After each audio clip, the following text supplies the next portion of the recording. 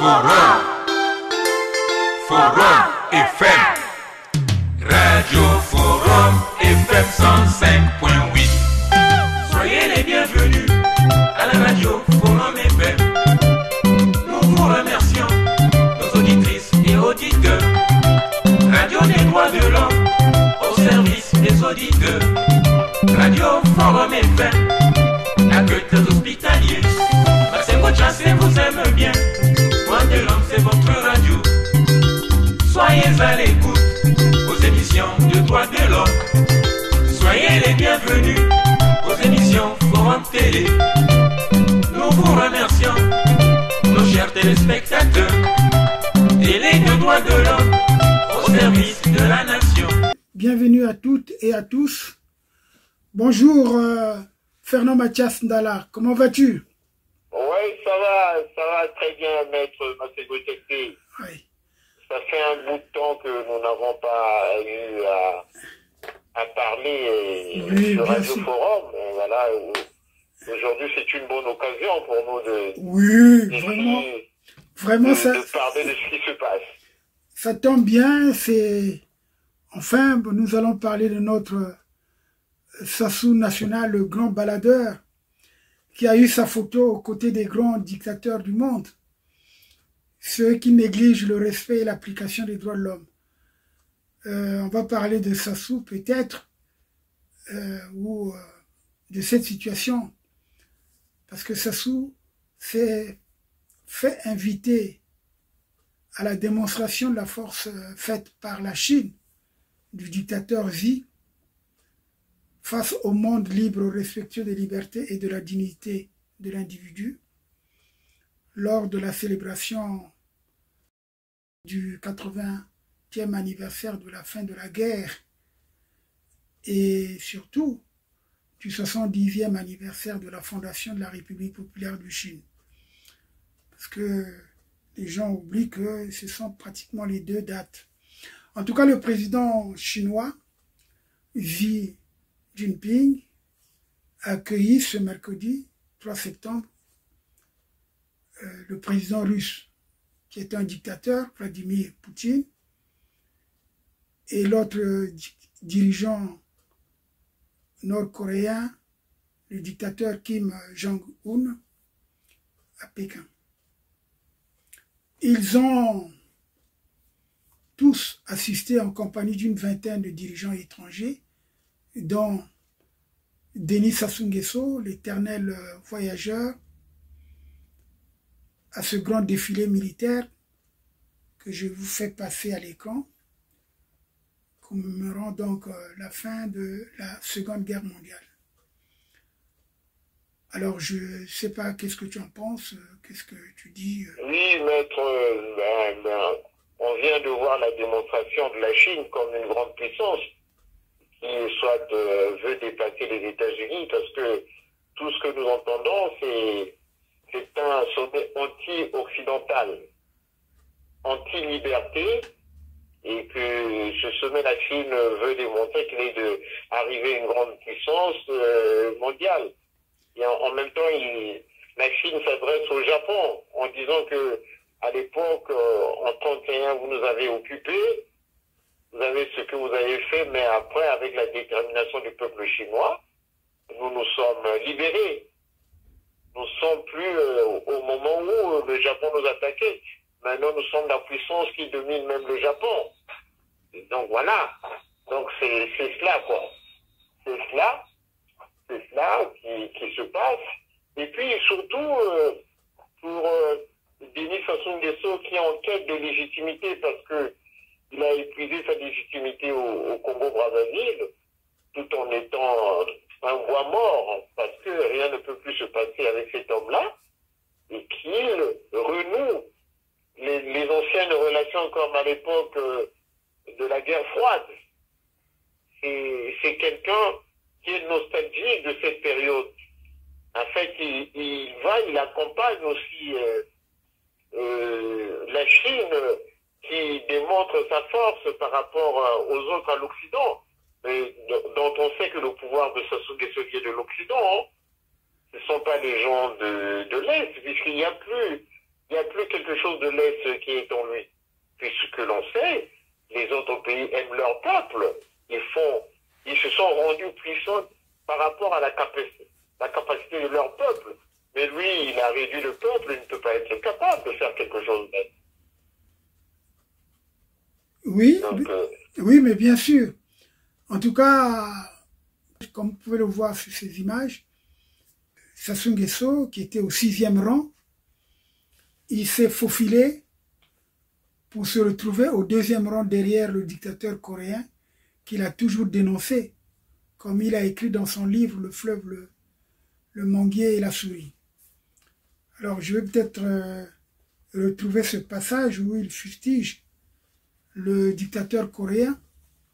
Finalement, il imite tous les dictateurs. Il a imité Mobutu, qu'il a finalement dépassé par rapport à la cruauté et à ses appétits du pouvoir et à sa politique discriminatoire qu'il pratique, parce que Sassou, c'est le chef de l'apartheid au Congo.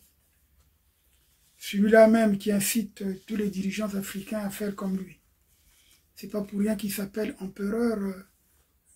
l'empereur Sassou. Je crois que c'est comme ça qu'on l'appelle, par ses collègues qui lui ont surnommé comme ça, notamment Ouattara et Alpha Condé. En tout cas, Sassou s'affirme aux côtés des dictateurs qui défient, comme tu l'as dit, l'Occident dont il a toujours servi les intérêts. Tu peux rebondir. Oui, maître, il a toujours joué comme ça en stratégie. Quand il s'affaiblit, il va vers l'Est. Quand il se fortifie, il vient vers l'Ouest. Et ben, ce jeu doit se terminer. Non, mais justement parce que... Aujourd'hui, il n'y a plus de lien entre son parti et les partis de Russes, le parti chinois, puisque ces partis chinois avec qui ils étaient des camarades ont évolué sur tout le plan économique, scientifique, scolaire, universitaire, médical. Mais chez lui, tout est dans le chaos. Tout est mal administré. Il y a le vol. Il a créé un État rentier autour de sa famille en célébrant des mariages avec les fonds de l'État. Donc, ce qui fait qu'il n'y a aucun lien entre ce qu'il est allé faire là-bas, parce que ce sont des pays qui se sont affirmés, qui sont puissants, et qui défient l'Occident, parce que là-bas, la masse est compacte, la masse n'est pas libre. Et donc, il va se lier avec eux, c'est pour démontrer que non, lui, il ne rendra jamais la liberté au peuple congolais. Ça sera comme en Corée du Nord, quoi, voilà, il veut la discussion dynastique de sa famille, quoi, contre mais le peuple congolais. Il aurait pu se gêner, parce que la Chine et le Congo étaient au même niveau de développement dans les années 60 jusqu'à 69. Oui. Il faut le reconnaître, le Congo a pris du retard. Et puis, il y a 30 ans, la Chine achetait tout son armement à l'Occident. Donc, il ne fabriquait pas ses armes, notamment les PMAKA, c'est la Russie qui lui fournissait certaines armes, et le monde occidental. Aujourd'hui, la Chine, comme c'est un pays qui copie toujours sur les autres, parce que je sais très bien, lorsque ma fille préparait sa thèse aux États-Unis, il y avait un Chinois qui avait volé ses travaux et était obligé de refaire, de retravailler. Et c'est là où justement j'ai su pour la première fois, ça se passe en 2010, que les Chinois, ce sont des véritables voleurs, donc ils sont là pour voler la technologie. Et on sait très bien que dans le cadre du transfert de technologie, ils ont beaucoup bénéficié. Or que nous avons été arrêtés, nous avons perdu du temps. Si on avait suivi le programme du président Fulbert Yuru, je crois qu'on serait au niveau de la Chine et de l'Inde et de l'Indonésie. Parce qu'aujourd'hui, Xi, en parlant de la renaissance de la nation chinoise, qui est inarrêtable, il a raison, parce qu'il sait très bien que l'Afrique ne fait rien justement pour se développer. L'Afrique est envahie par les nouveaux impérialistes que sont justement les Chinois, les Russes, les Turcs et autres, et les Américains qui ont toujours été les impérialistes. Preuve en est que quand Trump, qui s'est fait doubler par Poutine, qui ne connaît pas d'ailleurs la politique, qui est dans les affaires, il a su régler son problème des terres rares dans certains pays africains, notamment la RDC. Et peut-être il le fera au Congo, comme on sait très bien que Sassou, il ne fait rien pour ça. Il s'est accolé face aux grands dirigeants du monde, en étant tout à fait faible, voilà. De n'avoir rien bâti dans son pays. Il va là-bas demander un secours. Mais bien sûr, bien sûr. Mais moi, ce qui paraît curieux comme... aux pays qui sont de l'Est et de l'Asie, pour l'aider à surmonter la difficulté qu'il a au niveau intérieur. Parce que l'intérieur est bousillé, il n'y a plus rien. Il n'y a plus rien, il n'y a aucune puissance. Parce que les autres ont appris à se relever d'eux-mêmes, comme a dit la Chine. De 1931 envahi par le Japon, on ne peut plus être envahi. Nous, on peut aller envahir les autres. On monte la puissance chez les autres. Non, mais justement, la contradiction, lorsque... Plus le Congo, ça n'existe plus. La contradiction de Sassou... Ils sont en train de faire des parades, une parade des idiots. Voilà. Il a affaibli, il n'y a pas de cadre, il n'y a pas une élite. C'est un pays inexistant. Personne ne réfléchit. Je voulais également souligner sa contradiction lorsqu'il parle du panafricanisme. Mais il y aurait pu avoir une convergence d'intérêts pour nous, Africains, en se plaçant dans les principes énoncés dans les 3 principaux instruments africains, comme je le dis toujours. Il s'agit de la charte de l'OUA, la charte africaine des droits de l'homme et des peuples, et la charte africaine des valeurs et des principes de la décentralisation, de la gouvernance locale et du développement local. Je veux revenir sur cette dernière charte africaine des valeurs et des principes de la décentralisation qui a été adoptée en juin 2014 et qui a été ratifiée par le Congo en novembre 2023. C'est cette charte qui parle de décentralisation, du transfert des pouvoirs, des responsabilités, des capacités et des ressources du niveau national à tous les niveaux sous-nationaux, pour ne pas dire des localités territoriales, comme les préfectures, comme les régions. Ça, nous allons développer cela parce que c'est très important à connaître, parce qu'aujourd'hui, ceux qui parlent du panafricanisme, regardez par exemple, j'ai vu que à cette cérémonie, les dictateurs du monde, j'ai vu 2 têtes des Africains, 2 ou 3 têtes. Mais en tout cas, c'est une honte de voir Sassou chercher toujours les honneurs, parce que je reviens sur ce qu'il disait de Kim Jong-il, Kim Jong-il, c'est-à-dire le père de Kim Jong-un, le dictateur nord-coréen, croit, lui, qu'un dirigeant sait tout par nature, que le peuple est ignare, n'a aucune éducation politique et par conséquent qui n'a aucune part à prendre aux décisions. Donc, c'est Sassou qui écrivait ça lorsqu'il fustigeait Lissouba. Je poursuis. Il a écrit à la page 117 de son livre « Le manguier, le fleuve et la souris », lorsqu'il parlait du programme de renouveau, il a dit Kim Jong-il n'a pas compris que ces idées-là sont révolues depuis longtemps et que les Congolais sont beaucoup plus mûrs. Donc il s'adressait à Lissouba. Maintenant, lui, il fait pire que Lissouba. Il fait pire que Lissouba. Que les Congolais sont plus doués pour la démocratie qui ne l'imaginent. Mais Sassou. Donc, aujourd'hui, le peuple est en train justement de t'infliger une démonstration que tu es nul et que tu es un vaurien et que finalement tu n'as rien dans la tête. Tu te contredis.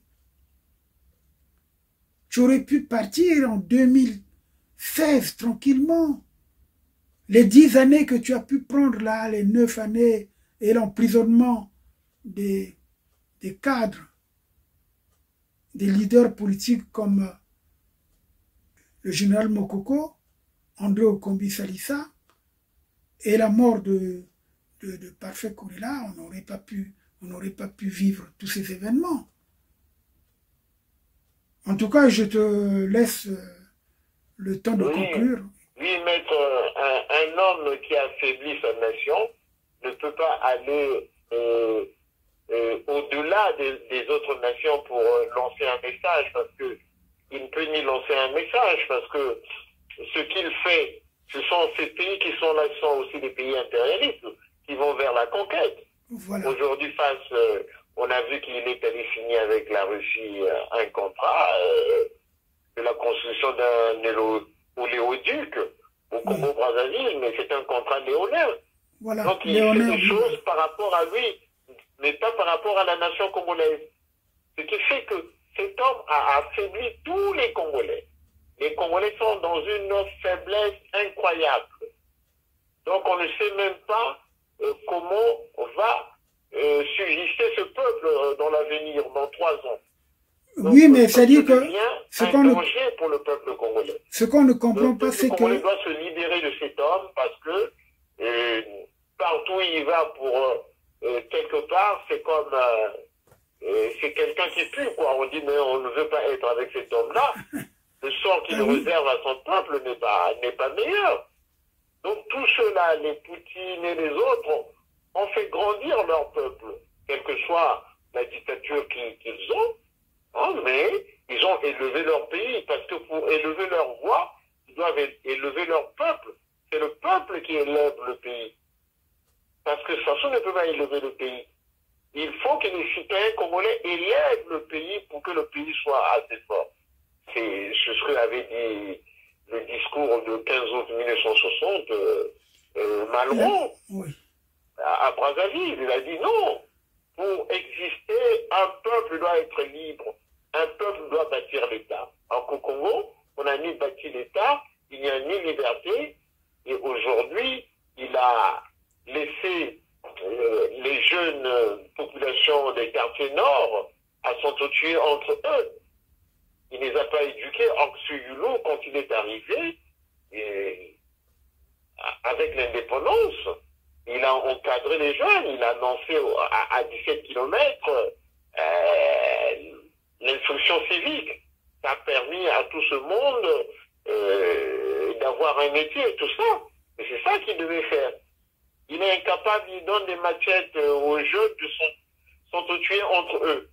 Et tu venais de parler de la décentralisation, des droits des peuples à se développer entre eux.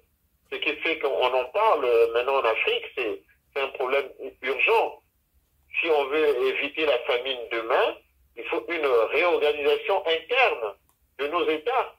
Mais c'est pour ça... À travers la décentralisation, une certaine liberté autonome de ceux qui sont des nationaux dans leur propre région, à vouloir chercher un modèle qui va permettre à ce que le pays se développe et ces régions aient des libres échanges entre eux sur le plan moral, juridique, social, économique et culturel. Donc ça, c'est bloqué au niveau du Congo. Il y a une inimitié des gens. Donc les gens font une guerre entre eux à travers cet homme-là, Denis Sassou Nguesso. Mais justement, nous allons revenir sur ce que j'ai dit tout à l'heure, là, cette convention, cette charte qui est méconnue. Lorsque j'ai parlé de la décentralisation, justement pour rebondir à ce que tu as dit, cette charte parle justement du développement local, la mobilisation, l'ensemble des ressources humaines, économiques, socioculturelles, politiques même, et naturelles, au niveau local, pour l'amélioration et la transformation des conditions de vie des communautés, des collectivités, au niveau local. Et c'est ça justement, c'est le local qui va justement favoriser la prospérité du pays. Le développement économique local est un élément du développement qui met l'accent sur la mobilisation des ressources endogènes et les connaissances et compétences locales de manière à attirer les investissements pour gérer les activités économiques inclusives. Voilà, donc je crois que tout se regroupe parce que pour les gens parfois qui parlent... On a cette vie, mais une seule radio. Une seule radio. Forum FM 105.8. Ça devient passionnant. Passionnant. Forum FM 105.8. Attachez vos ceintures. Attachez vos ceintures. Forum FM 105.8. Vous fait voyager. Maintenant. Quand nous aurons la possibilité de faire une autre émission, je vais revenir pour corriger, rectifier ce qu'a dit Malala Kumba, qui a dit que Lissouba était un panafricaniste. Non, Lissouba n'a jamais été panafricaniste. Peut-être, bon, il a connu par affinité familiale, mais moi je l'ai connu lorsqu'il a travaillé à l'UNESCO, parce qu'il a assisté à ma soutenance de thèse. Et c'est à partir de ma thèse qu'il a récupéré une partie du chapitre qui parle de la science et de la technologie. La science et la technologie, facteur important pour le développement de nos pays. C'était un chapitre qui était mis dans le cadre du droit au développement. Il était intéressé par cela, parce que lorsque j'ai soutenu, j'ai bien apporté des éléments d'appui sur la science, le progrès de la science et de la technologie, en faveur justement du développement durable, ce qu'on appelle aujourd'hui le développement durable, mais en fait c'est le droit au développement qui favorise une certaine croissance, qui favorise une redistribution équitable des ressources. Mais si cette gouvernance locale n'est pas favorisée par les processus et institutions de gouvernance au niveau sous-national, pour ne pas dire au niveau local, y compris de la participation de la société civile et les autres acteurs concernés au niveau de chaque localité. C'est tout ça que nous devons favoriser, vulgariser. C'est ça que nous devons instituer. Donc, parce qu'aujourd'hui, le responsable public local n'est pas considéré. C'est vrai, parce que là, quand tu parles de l'Issouba, parce que quand, pour être panafricaniste, il faut tout d'abord aimer le national, Voilà. son propre national, pour s'étendre sur les autres nationaux. Ce qui fait que quand tu crées un parti où tu mets 3 régions contre les autres régions, ce n'est plus du panafricanisme, c'est un enfermement. Voilà. Et puis, on a vu comment Méry Martin a détruit la décentralisation en créant des communes de moyen exercice et de plein exercice. C'est du jamais vu en droit. Une commune a un statut, et puis ce statut, c'est cela. Hein. Il n'y a qu'un statut. Ce statut, qui est un statut général, qui implique tous, voilà. Oui. Oui. Non. Oui. Donc voilà. Donc ça ne fait pas, voilà, ça n'importe pas, comment on appelle, à quelque chose que ça change. Donc des gens comme les Lissouba n'ont jamais été des panafricanistes. On commence à être national, absolument pas. et puis être le national des nationales. C'est ça le panafricanisme. Parce que on doit prendre un exemple des autres pays vers chez toi. Ils disent non, mais lui, il est l'homme de la nation, voilà ce qu'il a fait. Et ceux-là, ils viennent s'inspirer pour... C'est ça, la communauté européenne a commencé comme ça, par l'exemple de la France et de l'Allemagne. Ça s'est étendu 6 pays, après ça s'est développé. Mais c'est ce que le président Fulbert Yulu a tenté de faire dès que nous avons eu cette indépendance nominale. La première chose, il a créé avec ses pairs de l'Afrique centrale ce qu'on appelle l'Union économique douanière, hein? L'UDA. Ils ont aussi créé OCAM. L'OCAM, oui, il y a aussi l'OCAM. Il y avait l'OCAM justement. Il y a aussi l'UAPT. Oui. Pour l'UAPT, là.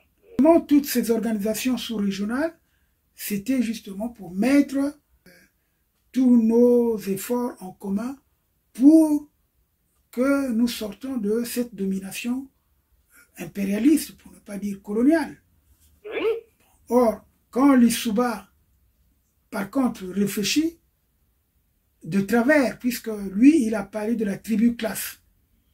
Bon, nous allons revenir sur cela parce que nous avons déjà parlé de sa doctrine, qui est la tribu-classe, qui est une aberration, parce que faire des tribus, des classes... Non, mais c'est un échec, parce qu'il vient parler d'un dynamisme d'un peuple. On ne vient pas tuer un dynamisme d'un peuple. Si on parlait des gars du Poul, c'est parce qu'ils avaient emmené un dynamisme sur le plan moral, politique, de développement, sur le plan du patriotisme. Et ça, ce dynamisme-là, ils sont venus tuer ça en 1963. Il fallait aller contre ce dynamisme. Et quand ils ont tué ce dynamisme, il y a eu quoi? Il n'y a eu plus rien. Il y a eu que la GMNR pour persécuter les individus. Donc, ce qui fait que quand tu n'as pas la maîtrise de ta propre pensée, hein, quand tu veux dire cela, voilà, qu'il y a la féodalité, il n'y a jamais de féodalité. Ce sont des gens... on veut dire, Fulbert Yulu est venu avec tous les chefs coutumiers, ils ont emmenés en Europe pour être en contact avec cette modernité qui était venue chez nous, qui a pris, comment on appelle, d'autres façons de voir. Mais ils ont emmené les Tankewa, tous ces grands chefs coutumiers en Europe pour leur montrer, voilà, le développement de ce pays, comment ce pays a avancé et que nous aussi on pouvait faire. Et ces gens-là, les chefs coutumiers, avaient accepté ce projet. Ils ont dit oui, et que tu es venu nous montrer, nos enfants doivent faire pour que notre pays soit comme ça. Il a accepté. Donc, à un moment donné, ils viennent, ils sont contre la coutume. Mais si vous êtes contre la coutume, c'est à partir de quel but, de quel élan vous allez construire le pays? Puisque tu parles de la tribu classe, on vient toujours quelque part, mais une tribu doit évoluer, vient dans l'État pour d'autres normes. Les normes du droit. Je voulais également rebondir sur ce sujet-là, parce que j'ai retrouvé dans mes archives le décret de Yulu qui interdisait au Téké de mettre des balafres. Et ça date de 62. C'est lui qui a interdit, parce que les Téké avaient une tradition. Mettre des balafres au visage, c'est des signes, hein, bon, mais il n'a pas voulu ça. Il n'a pas voulu les tatouages, il y en avait beaucoup chez nous. Oui, il n'a pas voulu une forme de mutilation. Voilà, mutilation des surtout, gens. Oui, et quand il taillait les canines là, ou les incisives, tu vois, et tout ça, il avait interdit. C'était pour amener ces peuples-là, justement, à ce qu'on appelle l'émancipation, le progrès. Oui. Tu vois. Bon, on ne refuse pas la tradition, mais dans le modernisme, dans la tradition, nous devons également accepter le modernisme. Et ce modernisme, aujourd'hui, est accepté par tout le monde, tout en reconnaissant, comme le dit la Charte africaine des droits de l'homme et des peuples, le respect de nos traditions. C'est pas ce que veut nous imposer le PCT dans ces déviations où il paraîtrait qu'en faisant leur congrès ou je sais pas leur comité central, ils ont exigé à ce qu'il y ait un quota du genre. Hein? Bon, c'est pas normal, c'est pas dans nos traditions. L'homosexualité, nous devons le bannir en Afrique. C'est notre combat lorsque nous sommes à la tribune des Nations Unies, à la tribune des instances internationales, nous disons l'Afrique a une spécificité. L'Afrique... Oui, maître, c'est vrai ce que tu dis. Oui. Ce que tu dis, parce que la tradition ne doit pas être une épine. Donc on doit enlever les épines, c'est comme ici, hein, lors de la rédaction du Code civil, entre les différents juristes du Nord et du Sud, ils ont enlevé les mauvais usages, la tradition. Ils ont mis dans la poubelle, ils ont pris les bonnes traditions pour les incorporer dans le modernisme. Voilà. En tout cas, la tradition, il y a toujours un mauvais côté de la tradition et un bon côté. Et on prend le bon côté de la tradition pour qu'on avance. Voilà. Partout, c'est toujours comme ça. Quand on discute des lois, on commence toujours par quelque chose pour embellir la loi, pour que la loi devienne meilleure. Mais la loi ne peut pas s'opposer à la coutume. Oui. Parce que nous avons le droit d'avoir le fondement de la loi. D'abord, elle est au départ coutumière. Oui. Tu comprends? Donc aujourd'hui, nos coutumes, nous devons les respecter. Mais nous n'allons pas prendre les coutumes des Occidentaux qui se perdent. Hein, regardez la France qui est dans ses contradictions. On dépense beaucoup plus pour les gens qui vont chercher à changer de sexe. Ils sont remboursés à 100%, mais celui qui est malade normal n'est pas remboursé à 100%. Mais c'est grave. Mais c'est pas une société. Oui, mais la dérive... C'est ça la dérive. Et vous demandez, oh oui, nous sommes en crise. Nous avons besoin de faire des économies. Mais faites des économies là. Vous pouvez les prendre au lieu d'aller chercher l'argent des gars qui travaillent dans des bars ou restaurants avec les petits pourboires qu'on leur donne et vous voulez les taxer. C'est malheureux. Moi, je crois que nous ne devons pas suivre toute cette démocratie perdue qui n'applique pas les textes, qui veulent innover. On ne prend pas tout quelque part. Non, mais parce que justement, ils veulent mieux faire que ce qui a été établi. Oui. Parce que pour nous, la première loi, nous les Africains, c'est la Charte africaine des droits de l'homme et des peuples.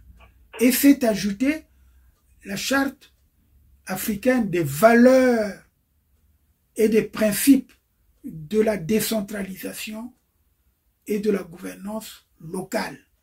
Ça, je veux faire une émission spéciale pour ça, pour que les gens comprennent que nous avons les outils pour travailler. L'avenir de l'Afrique. Voilà. Nous avons les outils pour progresser. Si nous voulons éviter des chaos dans nos intérieurs, il faudrait que nous arrivions vers une décentralisation.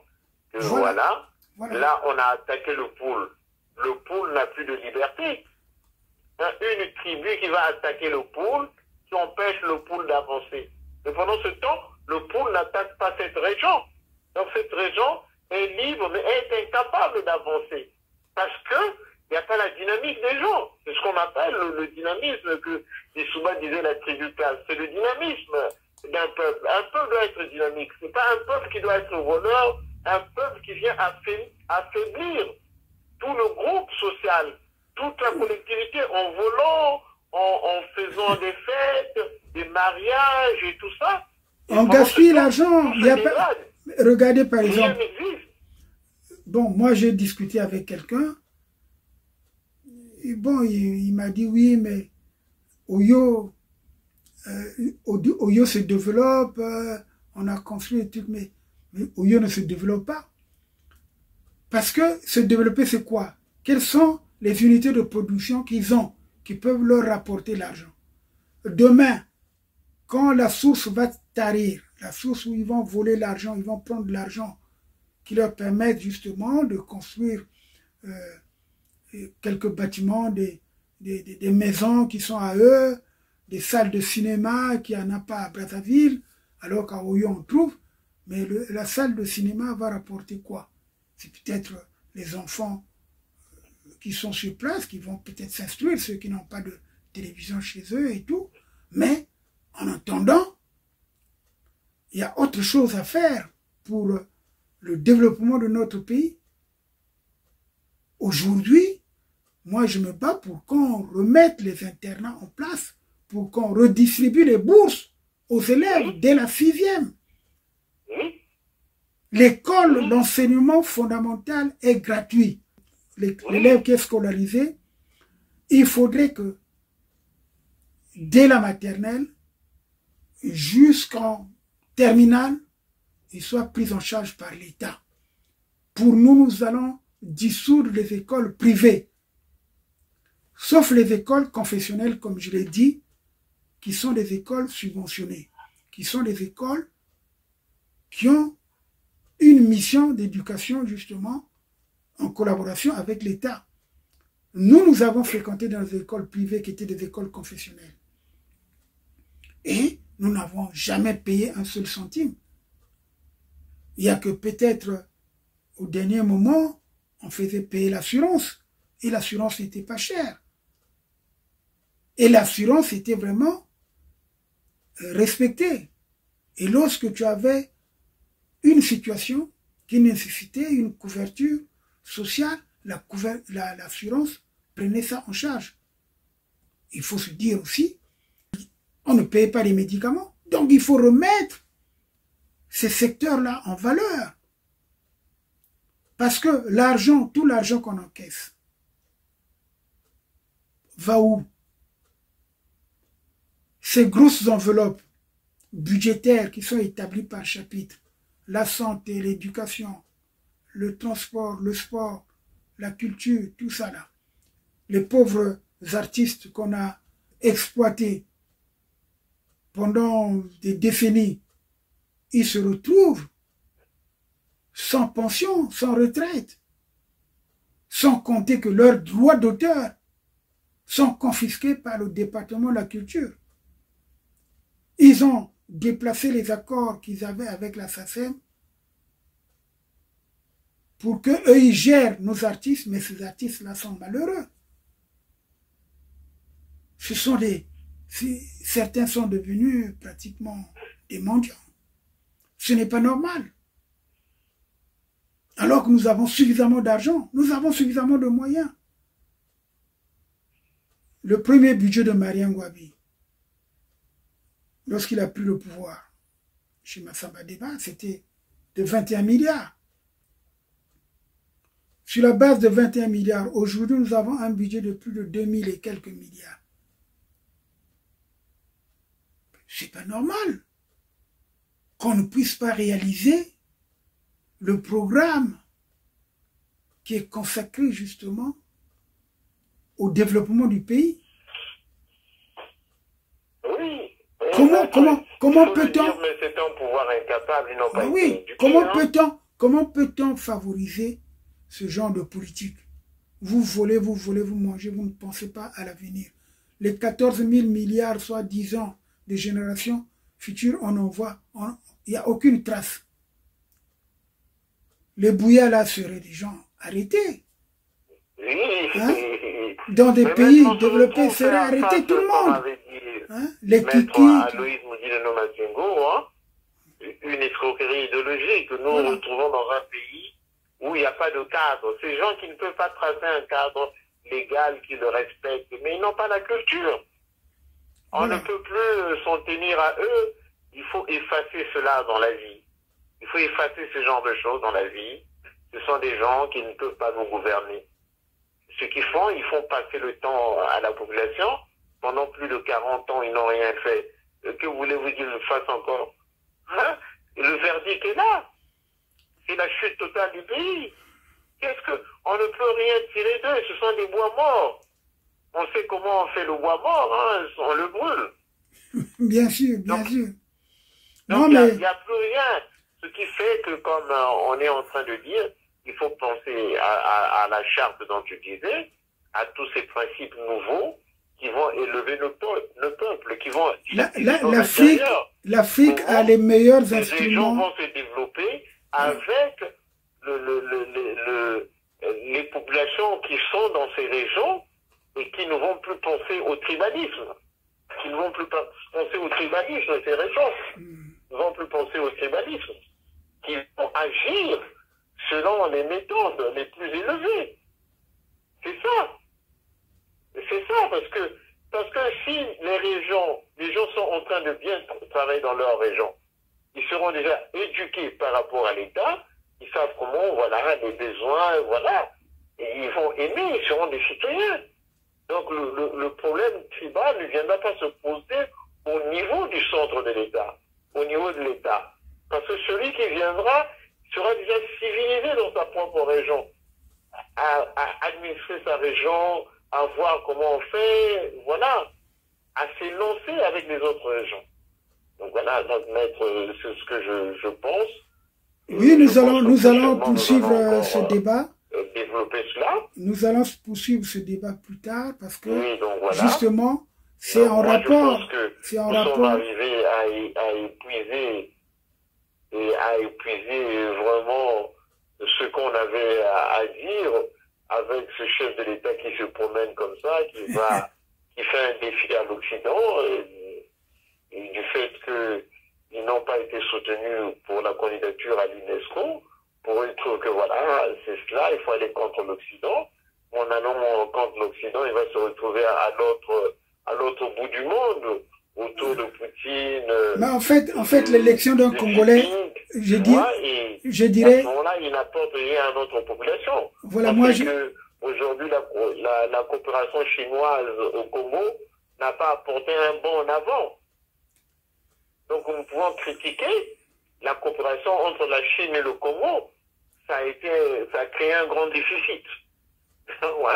Ouais, moi je crois que bon, on risque de tirer en longueur parce qu'il faut dire que oui, donc voilà, toutes les questions que tu as évoquées là, on va les poursuivre parce que la décentralisation telle que ça figure dans cette charte, c'est ce que je parlais à propos de la fédération. Donc c'est l'idée que j'ai évoquée dans cet ouvrage que vous connaissez très bien. L'autopsie d'un État totalitaire. Donc, merci à Fernand Mathias Ndala d'avoir donc participé à cet entretien improvisé. Peut-être pas improvisé puisque c'est un sujet d'actualité. Et je dis donc à nos nombreuses personnes qui nous suivent de partager nos publications. Faites abonner votre entourage et surtout n'oubliez pas de mettre j'aime à toutes nos vidéos. Merci beaucoup, à bientôt. Avant la radio, c'était ça. Maintenant, il y a Forum. Vous avez demandé la musique, ne quittez pas. Forum FM, enfin la radio. Forum 105.8, la radio des droits de l'homme, Forum FM. On a cette vie, mais une seule radio. Une seule radio. Forum FM 105.8. Attachez vos ceintures. Attachez vos ceintures. Forum FM 105.8. Vous fait voyager. Maintenant.